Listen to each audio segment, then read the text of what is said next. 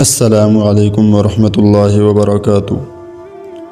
ہارون رشید کی دلی تمنا تھی کہ حضرت بہلول دانا رحمۃ اللہ علیہ اس سے ملاقات کریں، لیکن آپ رحمۃ اللہ علیہ کبھی بھی اس کے دربار میں تشریف نہ لے گئے۔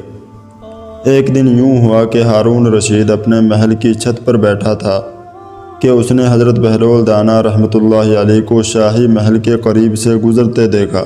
فوراً حکم دیا کہ حضرت بہلول دانا رحمۃ اللہ علیہ کو کمند ڈال کر محل کی چھت پر کھینچ لیا جائے۔ چنانچہ ایسا ہی کیا گیا۔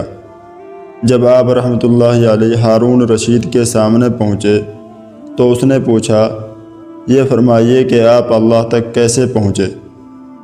آپ نے فرمایا، جس طرح آپ تک پہنچا۔ ہارون رشید نے کہا، میں سمجھا نہیں۔